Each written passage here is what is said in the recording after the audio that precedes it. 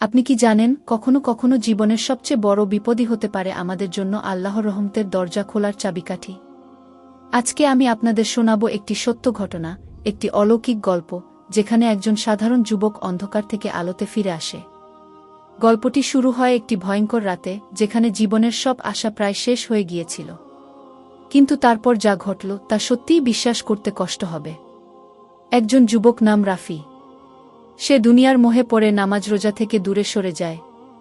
জীবনের কঠিন এক সময়ে তার জীবনে এমন একটি বিপদ আসে যা তাকে পুরোপুরি ভেঙে ফেলে। তার জীবনের গল্প একটি অলৌকিক ঘটনায় মোড় নেয়। রাফি গভীর অন্ধকার রাতে পথ হারিয়ে ফেলে একটি নির্জন জায়গায়।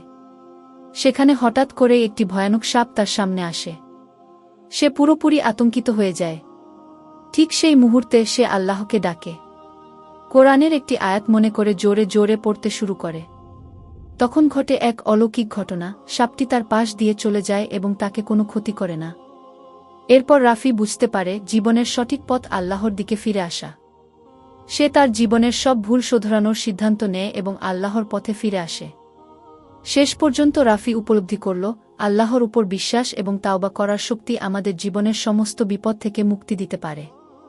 এটি শুধু রাফির গল্প নয়, আমাদের সবার জীবনে আল্লাহর রহমতের এমন দৃষ্টান্ত আছে যা আমরা হয়তো লক্ষ্য করি না। আপনিও যদি আল্লাহর দিকে ফিরে যান, তিনিই আপনাকে পথ দেখাবেন।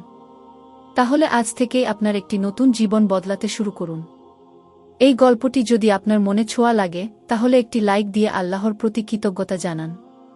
আপনার জীবনেও কি কখনো এমন কোনো মুহূর্ত এসেছে যখন আপনি আল্লাহর সাহায্য পেয়েছেন?